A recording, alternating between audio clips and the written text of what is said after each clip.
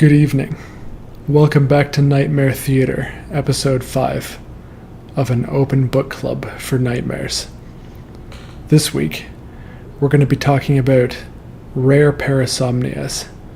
Or rather, I should say we're going to be talking about parasomnias that I didn't talk about in Episode 3.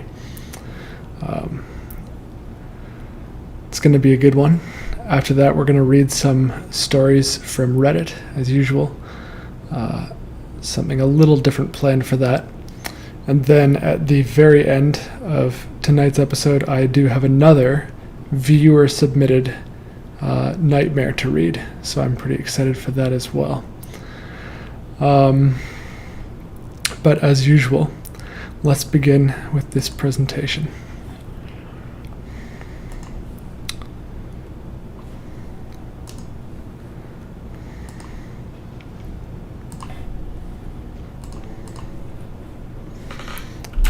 Just want to check. Perfect. Alright, so as mentioned before, what we're going to be talking about today aren't necessarily any more rare than the parasomnias we discussed in episode 3, but there are additional ones that I wanted to go over. And they're maybe a little less glamorous than what we discussed in episode 3. So you can see at the bottom here, we'll be omitting night terrors and sleep paralysis, which we discussed previously. But we'll be talking about some things that are closely related to night terrors, certainly. So, of course, what you see in the table of contents here, this is an incomplete list of parasomnias. And I kind of omitted as well ones that I didn't mention here, which I just thought were sort of just more medical and they didn't really have much of a spooky element to them, but that's fine. So starting with some of the parasomnias that happen during the REM cycle of sleep. So you may recall 2 weeks ago I touched on REM sleep behavior disorder very briefly.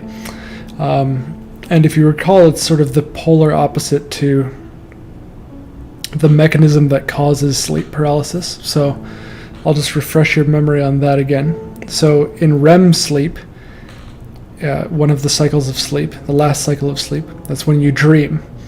That's when your heart beats quickly, your eyes move rapidly, and it's a more active form of sleep than other parts of the sleep cycle. So, as a way of protecting you, your brain will shut down your body during the REM cycle of sleep, and only during the REM cycle. And the way it does this is by using GABA, which is an inhibitory neurotransmitter, and GABA binds to the receptors on your motor neurons and hyperpolarizes them, meaning they can't fire. So your body is essentially paralyzed. And this is what then causes sleep paralysis if those receptors aren't unbound when you wake up, as they should be. You will wake up, but your body won't have been able to move yet, essentially. So the opposite of this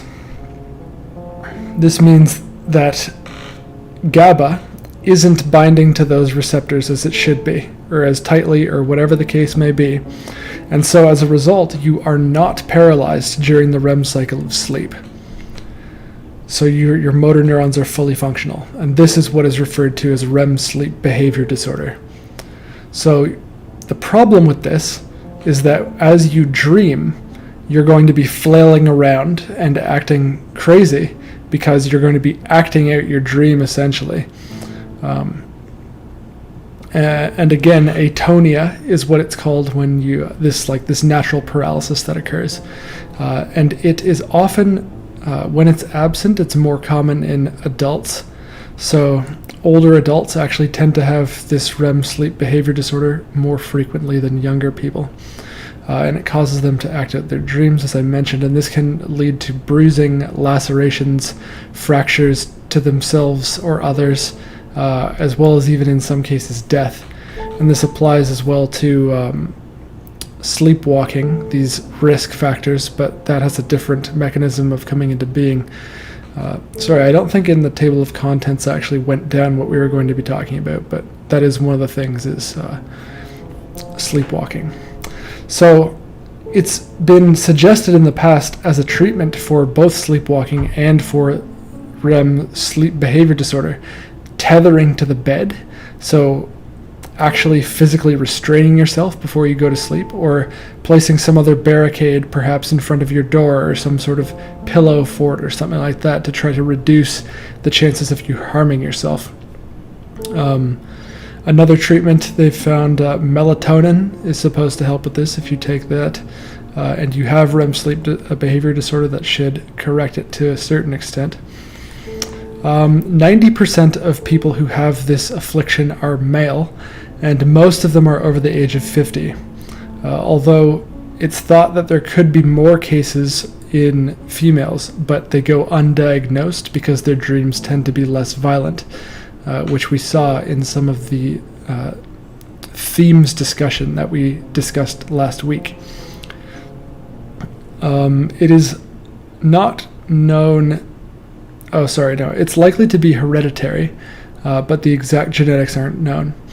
And it can be associated with neurodegenerative disease, and can also involve vocalizing and yelling and swearing the way you would if something was happening in a dream that would call for that. It can also be caused by substance abuse and withdrawal and certain antidepressants.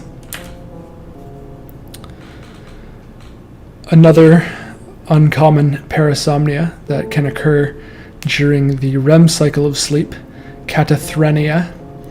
So this is a sleep-related breathing disorder, and what happens is while you're asleep, you'll take a big inhale, and then you'll hold your breath, and then you will exhale in a type of a grunt or a moan, and it's different to snoring, because snoring is when you inhale, that's what makes the sound. But in this case, it's a slow exhale that's often accompanied by a high-pitched squeak or groaning sound. It's up for debate whether this is caused by a physical or a neurological phenomenon, and it's unusual for this to actually affect oxygen saturation. So it's not considered dangerous, but it can be alarming to bed partners who generally report hearing the person taking the deep breath, holding it, slowly exhaling in that high-pitched squeak or groaning sound. Now, getting into some of these non-REM parasomnias. So these are very, very interesting to me. So it's understood a little bit better, actually, how, as I described the mechanism even of how REM sleep behavior disorder works.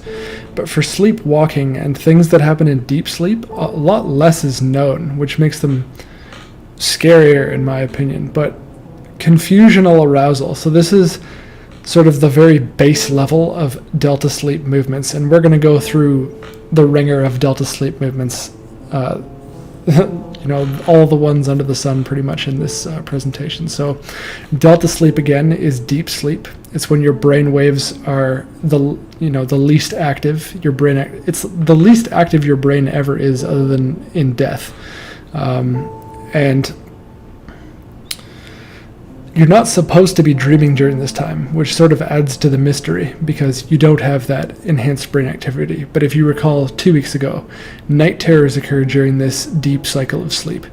And that's an extreme, version of movement as the result of the parasomnia and night terrors. But confusional arousal, again, is that base level. So this looks like somebody wakes up, but only partially.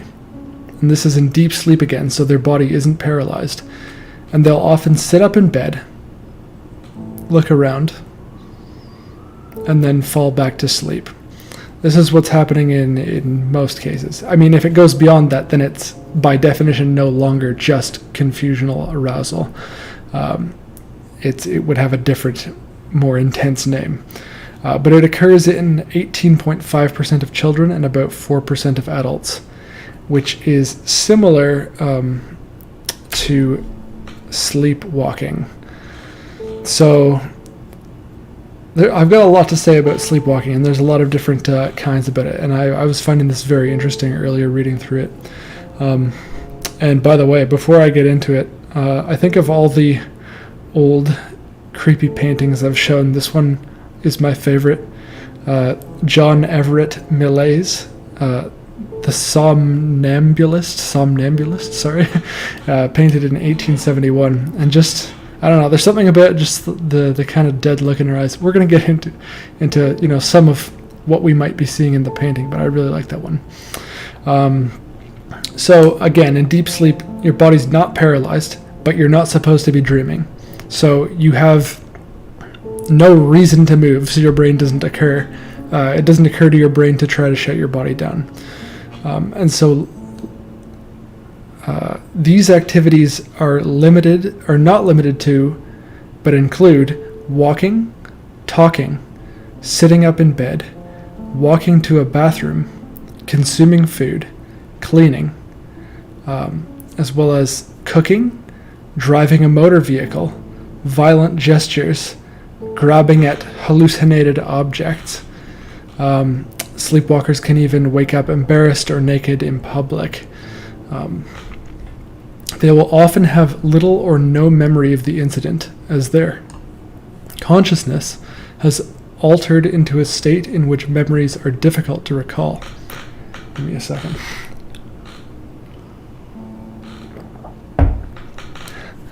And although their eyes are often open during sleepwalking, and their expression is a glassy-eyed stare or a blank expression, and their pupils are dilated. And that's one of the things that I like about the painting. I feel that blank stare has been captured quite well. I feel like I have seen this occur once. It could have been a confusional arousal, though, because it was just that stare in a former girlfriend some time ago. I came home and she had been asleep on the couch, but her eyes were open, and I walked in and she looked at me, and I immediately knew that she was not behind her own eyes, and it was quite unsettling. And then I kind of froze, and 5 seconds later, she woke up and she was confused. She wasn't sure what had happened or why. She had a vague memory of it, and that's something that you see in sleepwalking as well as confusional arousal, which is likely what that was. So after waking up, the dreamer is confused or perplexed, and they have vague memories of the dream and what happened. So it is often a dream that's guiding them as they do their walking. Even though, again, it's happening during deep sleep and there shouldn't even be dreams. Very spooky. So, unlike REM sleep disorder, the cause of sleepwalking is unknown, as I said. And there are theories as to why it occurs. And these include a delay in the maturity of the central nervous system, increased slow wave sleep, so just more deep sleep, sleep deprivation, fever, excessive tiredness, excessive stress. It may also be somewhat heritable. So one study found that children who had one sleepwalking parent had a 45% chance to also sleepwalk. And if a child had two sleepwalking parents, they were 60% of the time they would also sleepwalk. It's been also hypothesized that the neurotransmitter serotonin may play a role, as migraine patients and those with Tourette syndrome are 4 to 9 times more likely to sleepwalk, and those disorders are associated with serotonin complications. Hormonal fluctuations have been found to contribute to sleepwalking episodes in women, with a likeliness to sleepwalk being higher before the onset of menstruation. As well, it appears that the hormonal changes that occur during pregnancy actually decrease the likelihood of the woman engaging in sleepwalking. It may come as no surprise. As I mentioned before, serotonin is thought to play a role, and SSRI, selective serotonin reuptake inhibitor antidepressants, have also been associated with sleepwalking in one way or another. I'm actually not sure in which direction, but there is an association that's been made there. And then finally, conditions such as Parkinson's disease, are thought to trigger sleepwalking in people who have had no previous history of sleepwalking. And I don't admittedly know enough about Parkinson's to speculate on why that might be. So there are two very well documented subcategories of sleepwalking, which include sexsomnia, where a person fondles themselves or others during sleep, and even in some cases they're able to fully have sex or commit sexual assault while sleeping.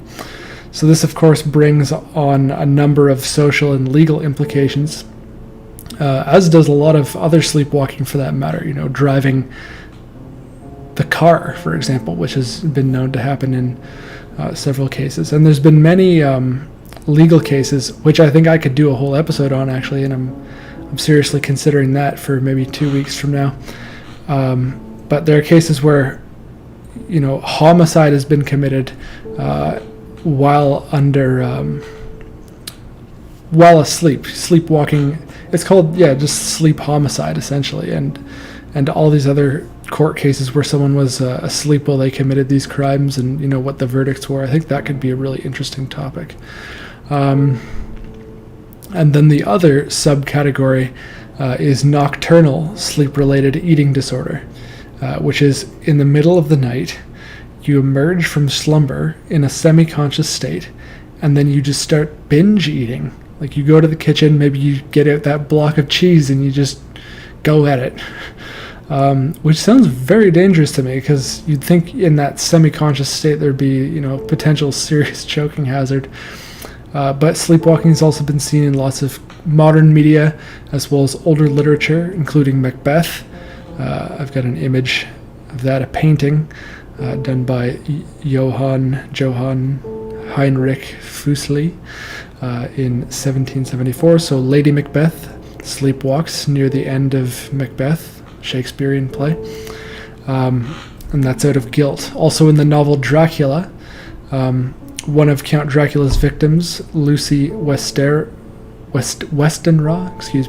is lured and attacked while sleepwalking. And in Vincenzo Bellini's 1831 opera, La Sonnambula, while in stress over marital concerns, Amina, the character, sleepwalks across a dangerous narrow bridge, which is depicted here. Interestingly, animals such as cats, horses, and cattle are known to engage in sleepwalking behaviors, but in non-human primates, sleepwalking has never been observed to date. So we may be the only primates that do it, interestingly. So there are a few other honorable mentions that I'd like to get into briefly. So insomnia, of course, is the inability to sleep, which is the opposite of what I want to be talking about on this channel. But of course, since lack of sleep has been suggested as a catalyst or considered a risk factor for so many of the sleep disorders that we've talked about previously, I thought it should get an honorable mention. As well, narcolepsy. So most of you have heard of that probably. It involves a decreased ability to regulate sleep-wake cycles. And symptoms of this can include excessive daytime sleepiness or involuntarily falling asleep, is the more popular media depiction of narcolepsy. Not entirely elucidated how that occurs, but it's thought to be inherited in about 10% of cases. In rare cases, it can also be caused by brain trauma, but most of the time it's thought to be caused by low levels of a neuropeptide called orexin. And then finally, as an honorable mention, exploding head syndrome. So this is, obviously, it sounds very interesting, but really it's similar to sleep paralysis, except the hallucinations are brief and they're exclusively auditory. So as you're falling asleep or waking up, you'll very briefly hear a loud screech or another loud noise. And then to sum this up, I had some complaints last time that I made my figure too small. You couldn't quite see it, but I changed things. So yeah, you can see that it's a homemade figure, but this is the sleep cycles. REM is the last sleep cycle, and as it says here, with each sleep cycles take about an hour and a half each. But with each sleep cycle, the REM phase gets longer, so your dreams get longer. And in phase 4, this is the deep sleep or the delta wave sleep. You can see on the end here as well, I've kind of mapped out what the delta waves look like. Just the point being that when you're awake, you've got a lot of brain activity. When you're doing REM sleep, you have slightly less brain activity, but it's the most in terms of sleeping. And then delta wave sleep, that's when your brain activity is the lowest. So that's what I'm trying to show there. And then I've just sort of categorized the phases of sleep in which each of the things we've talked about so far occur. So night terrors, confusional arousals, and delta sleep movement in general occur during delta sleep, obviously, which is phase 4 or deep sleep, and then catathrenia, false awakening, REM sleep behavior disorder, and sleep paralysis all occur during the REM cycle of sleep. So there is my presentation.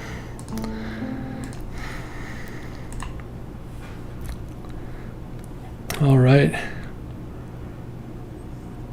let me check the chat real quick. My cousin was a sleepwalker who used to get on his motorbike and hit it in his sleep. They put alarms on all the doors. That is terrifying. Yeah, especially, getting behind the wheel of a car is bad enough for everyone around you, but on a bike, you're even more vulnerable yourself.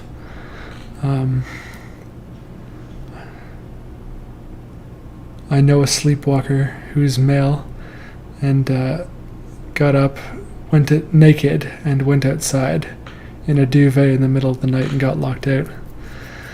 That's terrible.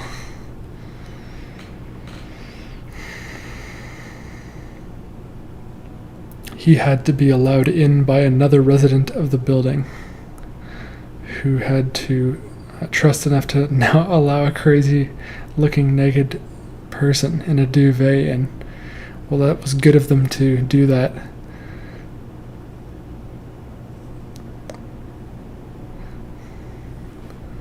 Wow. All right. Let's get into some nightmares. Whoops. Wrong button. Oh, actually, before we get into some nightmares, I thought I would just read a few sleepwalking stories from the subreddit called Sleepwalking Stories. So I'll just do 4 of those and then I'll get into the nightmares, and at the end we have another viewer submitted nightmare, so I'm excited for that. Alright, so this is a post by a user called temp_account4634, and it is titled Showering While Sleeping? ? Hey, the weirdest thing just happened to me this morning. So I was sleeping, and when I woke up I found a mess in my room. Clothes everywhere and a towel on the ground. I thought that was really weird, but then I faintly remembered getting up in the middle of the night, grabbing a towel and taking a shower. How weird. I don't normally sleepwalk, and the only parts I remember are getting up, grabbing the towel, and getting in and out of the shower, then falling asleep again. Everything else is a blur. Is this normal? Well, I mean, it certainly sounds normal for sleepwalking. But yeah, I mean, that's, I don't know. That would be freaky. You know what would be really freaky? Would be to set up cameras in your own apartment, like Paranormal Activity style, and watch what your own behavior turns out to be as you've been sleepwalking. Here's another one. I won't put on the music for these because they're just shorter things. There Goes the Milk is the title of this one. And it's by a user called JJ Killingit16. I don't know the details, but apparently 7 or 8 years ago, my uncle sleepwalked into the kitchen. He poured a whole gallon, or what was left of it, into the toaster and ate a whole box of uncooked turkey stuffing. Lovely. Lovely. Here's another short one called Gone Fishing. The post is by a user named Epic Rhino Gammer with 2 M's. Once, when I was younger, I sleepwalked into my closet while dreaming I was going fishing. I dropped my PJs and pissed all over the floor. It took 2 weeks for my mother to figure out the disgusting smell in my closet. And then final sleepwalking story here. It's called First and Only Time This Ever Happened. It's by a user called Demonic Pug. It reads, "It was like 3 years ago when I was 12, but I went to sleep in my bed and woke up downstairs on the couch in the middle of the night. I had no idea what happened, so I just went upstairs and back to bed. The next morning, I came downstairs for breakfast, and everyone asked who put me on the couch, and they were all really confused." So not the funnest one there, but a fair enough sleepwalking story. He didn't clean it up. I'm looking at the chat now. Yeah, I think that's in regards to that fellow peeing on the floor. I guess not, yeah. He waited 2 weeks for his mom to find it and clean it up. I guess that's how he rolls. I guess he couldn't be bothered to smell it every night. Yeah, quite something there. All right.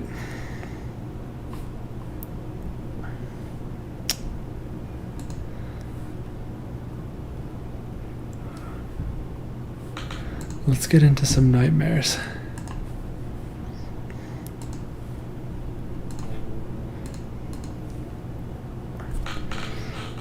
This nightmare is by a user called 0DVGate.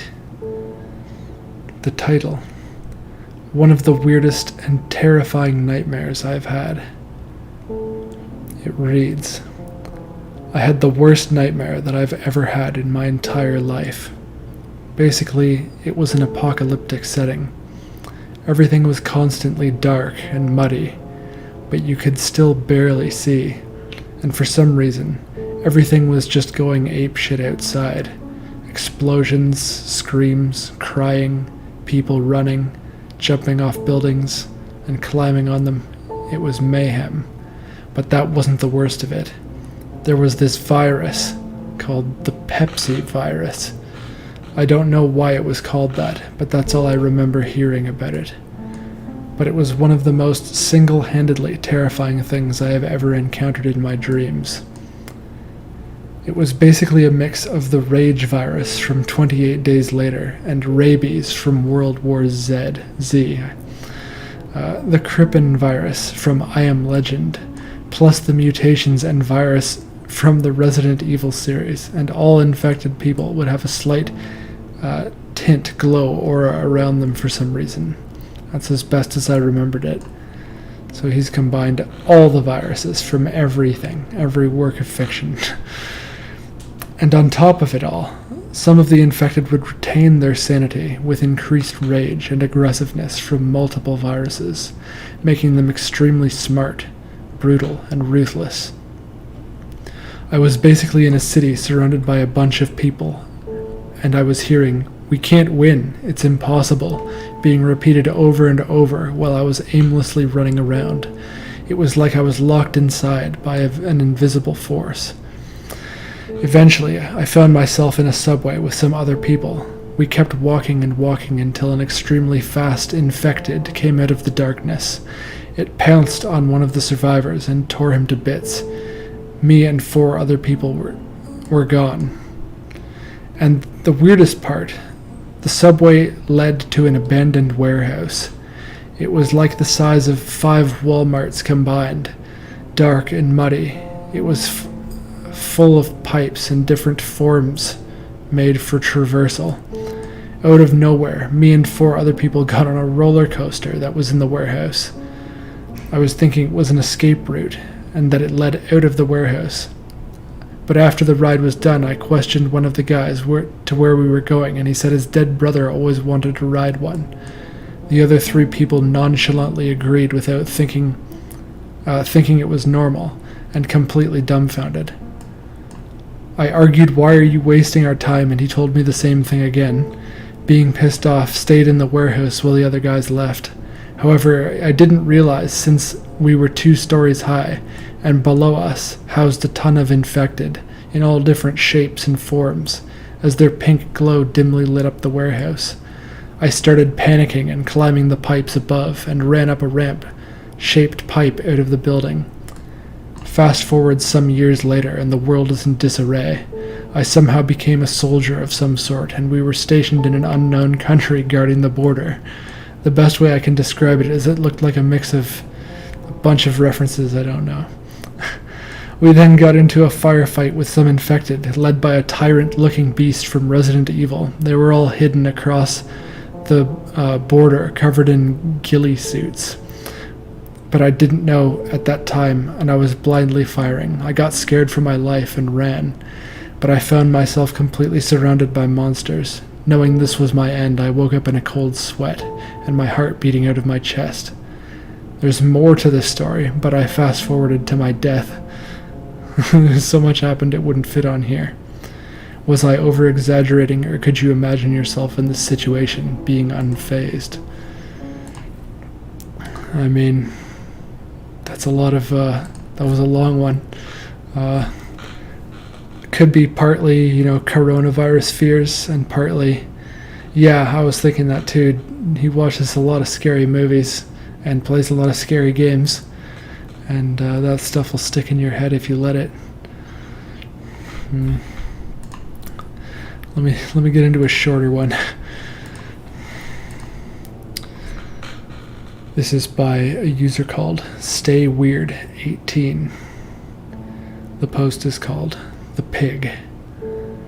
It reads, I walk into a 10 by 10 room that is all concrete. A devilish pig-like human is in the corner. It looks sort of like Porky the pig, except with red and black eyes. Its teeth were rigid like razors. I could smell death and boiling blood. Suddenly, I feel like I'm burning alive. I wanted to run or leave the room, but I knew I couldn't, so I stood still, waiting for the creature to say something. Never had I ever felt so much terror as I did. The pig proceeds to laugh like a devilish creature. With each chuckle, I could hear the curdling screams from people burning alive. The pig says to me, "You're going to lose a limb." I knew I was speaking to the devil. He knew I knew he was the devil. After he finishes his breath, my body starts to char and my flesh burns. That is a really scary one. That's a scary one. The pig. When I first thought that, I was thinking like Saw 1, which I didn't see, but I played a lot of Dead by Daylight. But it turned into something that was actually a lot scarier than that even. Just some demonic entity that looks somewhat, relatable almost, just the shape of an animal. And it just has all the complete power over you. Totally feel it.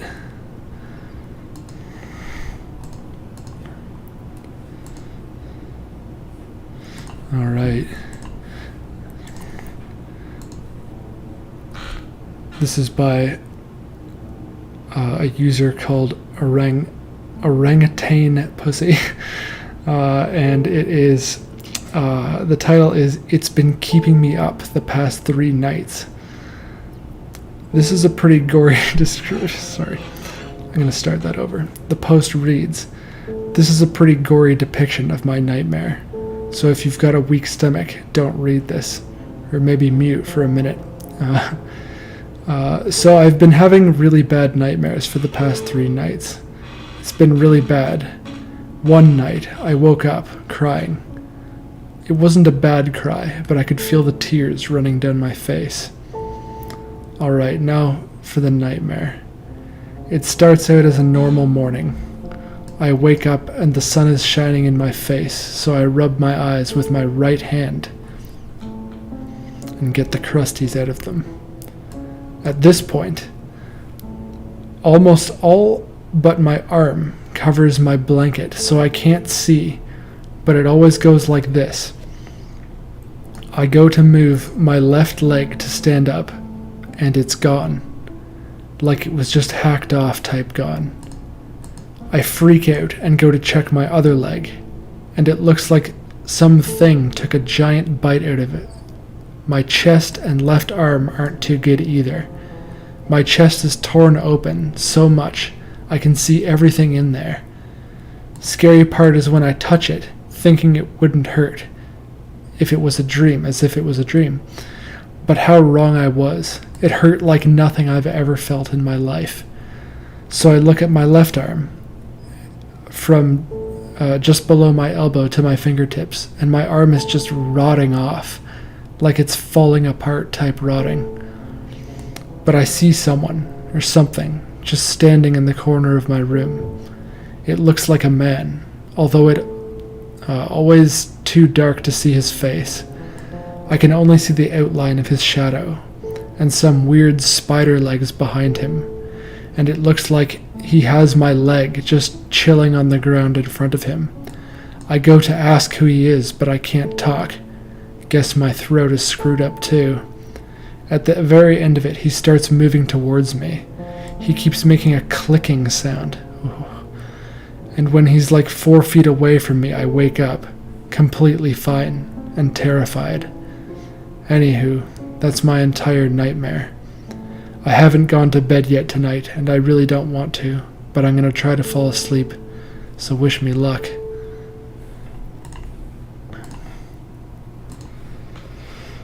That's a pretty freaky one.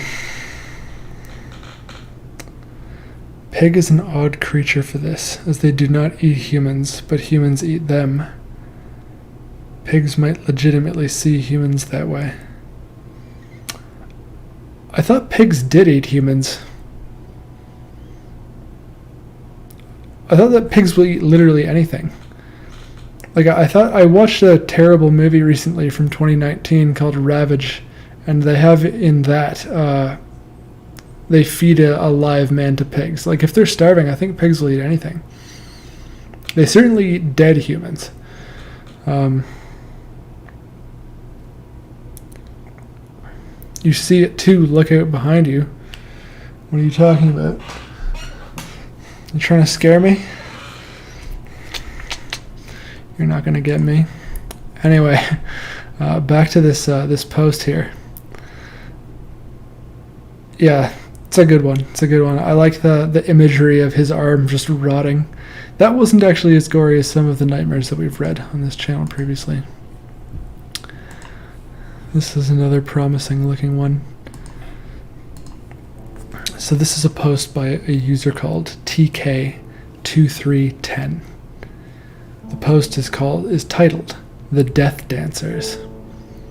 The post reads, "This is a nightmare that has always stayed with me. I feel like I was able to give it a place. I think it's been about 3 years since I had it, but somehow it keeps coming back to me. I'm not sure if there really is any advice to help me cope with it. I think I've given all the advice I needed to myself already. Some things just can't be forgotten so easily. That's why I wanted to share it. Responses with similar experiences and or tips on whatever may come to mind are always appreciated though. So pay attention, guys. I was in a mall with my friend. We went into a corridor and the place changed drastically. The floor was covered with black stones. There were no walls anywhere besides behind us where we'd come from. Basically, it was like we were outside in a very dark place. We came by a tent. In it were people dancing wildly. They didn't look like regular people. They looked like they were dead. But also like they had never been human, but rather something like demons. They were dressed in black, but not regular clothes. They reminded me of those native South American tribes, or maybe how people presented Indians with big black feathers on their heads, short skirts, and some had created black lines on their faces with makeup, or what looked like makeup anyway. They were very frightening and cheerful. For some reason, that was a very scary combination. My friend went into the tent, dancing along with those people. They didn't seem to hurt her, so they might not have been so bad, but I didn't dare follow her. A creepy woman, even creepier than those in the tent, walked up behind me. She felt different, like the others were in a trance, but she was not. She was completely aware of what she was doing, kind of like I am usually different in lucid dreams from the other people in that dream. When I think of her, I think of the term dreamer. I saw her coming, but the only way to escape her was to walk into the tent, which I didn't really want to. She walked up behind me and embraced me with both arms. She started singing a very creepy song while rocking me slowly from side to side. I sang along with her and didn't stop her because I hoped she'd think I liked it and just leave me be afterwards. That didn't seem to be the case, though, so when I realized this would not end well, I ran. She followed me immediately, as if she knew what I'd truly been thinking all along. I almost got back to the mall where I'd come from, but I knew somehow that I wouldn't make it. So I turned around, looked at the woman in the same creepy way that she'd looked at me, and said, "Death," with a low voice and a weird smile on my face. She looked shocked and turned into gray dust. I like that one too.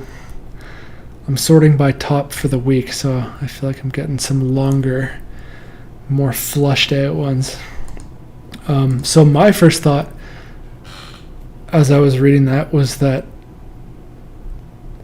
she describes herself and this woman in the dream as being dreamers, and she says that the way that the woman made her feel was the same way that she feels when she's lucid in a dream. And my thought is, wouldn't it be interesting if we could share dreams or enter someone else's dream?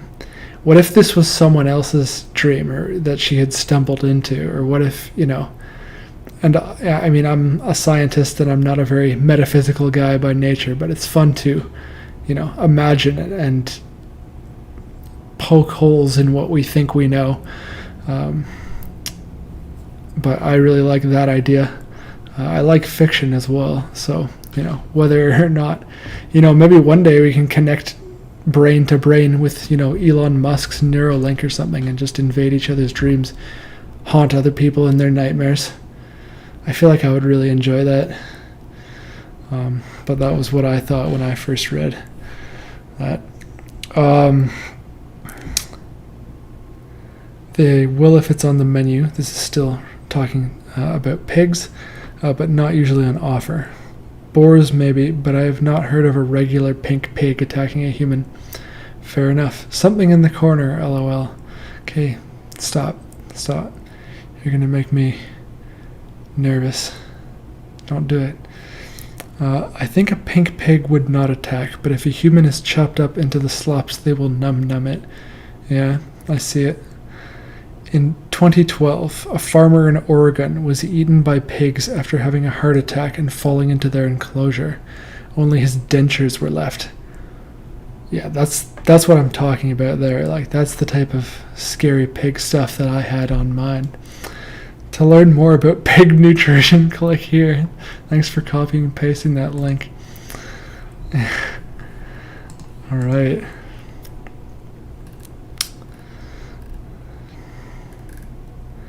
Okay, sorry.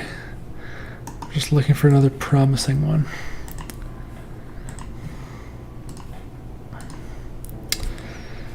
This is a post by a user called Ethy the Ego. The post is titled, "Weirdest Dream I Had." The post reads, "So I had a dream last night. So basically, I was at some kind of run-down restaurant, and there was a guy in it. He led me behind the stage and killed me, but I didn't die. It only hurt a bit. He was stuffing me into a scarecrow with a purple cloth on it. Don't know what it said, but it looked like that. He said if I didn't help him make the restaurant, he'd kill me again. I said no, and went back to the time he led me backstage and looped it over and over until I said yes. Wow. I saw another person come in. He somehow did something bad, and the killer guy said he put his skin on a table if he didn't behave. So he did. Then it cuts to dark. Somehow, the killer guy turned into Springtrap, me and the other person who were wandering in the dark with a flashlight. We found Springtrap. He saved us from something and said if we don't do this, his bidding, he'll kill us too. He said get boxes, and we had 1 minute to get boxes for him. We collected boxes, and he then said to get pizza for the restaurant. We didn't have money, so he told us to steal if we needed to.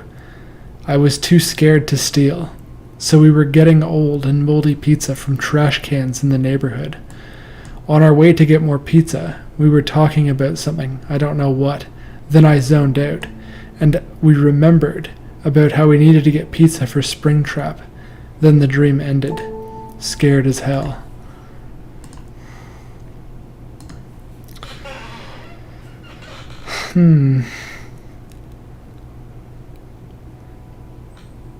Those are all some gruesome stories. Yeah. Yeah, this one kind of, I can't really remember the movie Looper, but for some reason it reminded me of that. I mean, just I guess the looping would make sense, Sandor.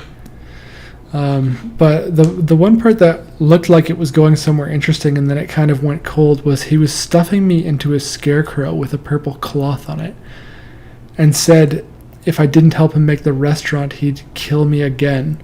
And so I thought that was going to turn into some sort of like twisted marionette scenario or something like that, or he like put his soul inside a doll, you know, sort of like there's lots of media where that sort of things happen, that he was just going to kill the doll over and over again or torture the doll.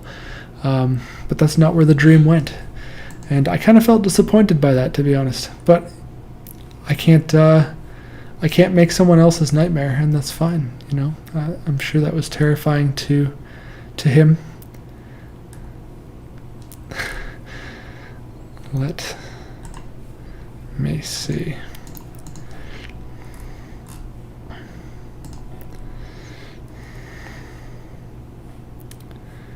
Here we go. So this is a post by a user named Jacob_Crozier. The post is called Apartment. The post reads, so it's been a while since I've posted here. I had a nightmare about an apartment, and the entire place was burned. Like little more than half of it was burned, and I wasn't alone in the apartment. I was downstairs, walking into a corridor. I looked into each room. All I would find were body parts, as of hands, arms, legs, and skulls. I was walking upstairs, and then saw an old friend I had in elementary school. We used to be friends in real life, but then high school changed our lives. The room him and I were in, everything in the room was being renovated. My old friend was happy to see me, and we hugged. I cried and told him, long time no see, with tears rolling down my cheeks, but he didn't say anything, only smiled and cried. In one room there was a guitar amp and a Gibson Ebony SG. My friend whispered into my right ear, they're for you, come on, play, with a bright smile. But then he started screaming, and I took 4 steps back. He was aging very fast, and his blood-curdling scream was so loud in my ears. We're in deep pain. He aged so fast that he became skeletal, and all his flesh and skin melted away. I woke up, crying and soaking wet. That's a scary one. I was not expecting that to go there. Body parts all over the apartment. Doesn't necessarily seem connected to the man aging quickly.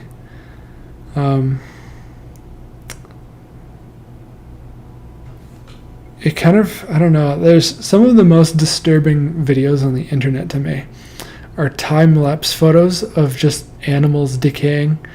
I really hate those, but that is sort of like what he witnessed although he witnessed it happening to a living person who's his friend.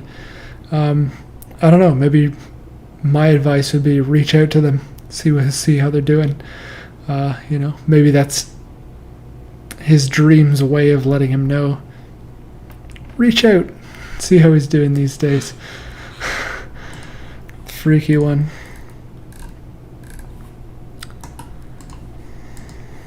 Alright. This is a post by a user called GsX_. The post title is "A Dead Body in a Detergent Box." The post reads, "This is a short one.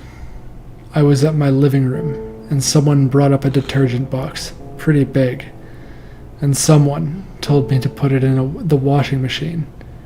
He has in brackets, or she, that they can't remember anyone's faces, so that's why they keep saying someone. "As I was moving it, it didn't seem to be solid, and is moving. When I finally put it down, felt hands touching me, felt way too real, and then the box fell on the ground, and behold, a body. The body was banging his tied up hands on the washing machine, and I just sat there. And then I woke up and went straight here, so that's it." That's the dream. It's a short one. Maybe there's someone in his life, or her life, I don't know, that they don't trust. Just handing them a body. Are they expecting to be an accessory to something? Maybe. Just unpleasant in general. Oh, this is my type of thing. I'm going to read this last one from Reddit, and then I'm going to read our viewer submitted story. This is a bit of a longer one. It's a post by a user called SamHRX. The post is titled "Horrifying Vision of Secret Evil Creatures Around Us." The post reads, "First off, this dream was so vivid that I'm probably going to write a story with it. It seriously scared me to the point where I woke up in a sweat. Secondly, I literally just woke up, so this is probably going to be confusing to read. That's what I'm used to. In my dream, the bus broke down, so I had to walk the rest of the way, and there were 2 people following me, and I was getting nervous. Eventually, they told me that I was in danger, that they were following me to protect me. I think the woman's name was Liz or Lisa, and I don't remember what the man's name was. I was about to call the police in my dream because of how creepy and weird they were being, when they finally pointed at the danger as a last resort for me to listen. It was a normal-looking guy, except he had black, floppy tentacles coming off of his back. He noticed us pointing and waved. And when we didn't respond back, he realized he knew his secret. We knew his secret, and he tried to attack us. I don't remember how we got away in the dream. I also might be misremembering, and the guy didn't attack us. I just know that we moved on to a different thing, and then they told me that some very close to my family was really evil. They didn't say who, so I felt worried that they didn't give me a lot of info. They tried giving me their number, and all I could remember was the area code 431 or 401. They left, and I had no way to contact them as I forgot their number. I wanted to know if there was a way to kill the tentacle creatures, but I had no idea.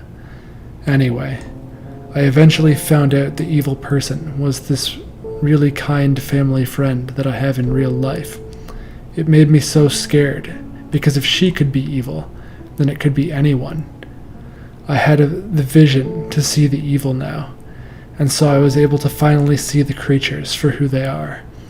I found the family friend, and I saw her torturing a 5-year-old by yelling and demanding he allow her to skin his fingertips.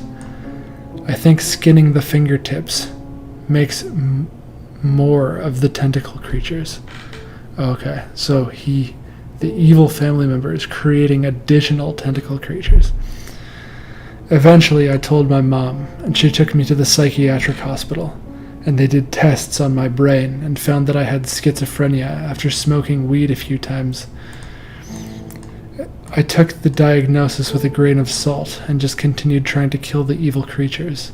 Then I woke up because I was genuinely having a panic attack at that point in the dream. Sorry for rambling. Just wanted to share. I like that nightmare a lot. It reminds me of, it was almost like a nightmarish daydream I once had, where I imagined I wasn't in control of it, but I imagined that, what if you have a certain number of like shafts of light coming into your eye at a certain point, and then what if there are things, what if there's like a different type of, it's silly, but what if there's a different type of light that's reflecting off certain things, but your eyes are just never aligned to it? And it was, what if you look in between the shafts of light and you just see these entities, these beings, these otherworldly creatures? I also smiled, as you may have noticed, at the whole thing. I found that I had schizophrenia after smoking weed a few times. That's just a funny thought. That's probably what the big alcohol companies would tell you, or something like that. Was the giant tentacles on his back his secret? I don't think so. Oh, no. I think he's saying that the tentacle creature that he saw across the street, that was his secret. He didn't want to be outed as a evil creature. All right. So I have another viewer submitted nightmare to close out the night. And it was, I don't know if you recall, but last week I talked about, what did I talk about last week? It was nightmare themes, and we talked about catastrophes and apocalypses and that sort of thing, and I mentioned that I'd had a nuclear dream, and I spoke to a fellow who also had an additional nuclear dream, but not even the one who emailed me, but I received an email. Didn't hear whether or not it wanted to be kept anonymous or credited, so I'm going to keep it anonymous out of respect, because I think that's the safer play here, but it's a short one. And it goes like this. A brown, stark, windy, industrial landscape. I was far from home and trying to return to it. A large nuclear bomb, moving slowly, almost floating, like a dirigible, passed and ahead of me towards my home. I couldn't see very far ahead and was helpless under it. Deep feeling of dread and doom. Just a bit of a short sharing of a nuclear bomb story. Yeah, but thank you to the viewer who submitted that. And I was actually told that I might have even more nuclear bomb stories coming from that other fellow I mentioned, so that would be fun. But that is going to be about it for this week. Thank you so much for stopping by Nightmare Theater, Episode 5. Next week, I plan to do a presentation on nightmare interpretation.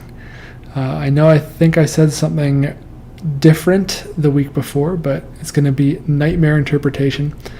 And I think I'm going to kind of go back and forth with my presentations week to week between sort of a more scientific nightmares, or the one after that I could definitely get into some of those sleepwalking like law cases. I think that'd be interesting. So more like things in the waking world that are related to nightmares, and then nightmares themselves, and really getting into what's going on there. And I'm going to kind of try to alternate those week by week, but no promises there. So nightmare interpretation, don't want to miss it. Subscribe and hit the bell next week at 9 p.m. Eastern Standard Time. It's going to be a lot of fun. And I hope you had a lot of fun today. I've been Sandor Desmond with The Forgotten Grove, and this has been Nightmare Theater, an open book club for nightmares. And until next time, embrace the beautiful dark.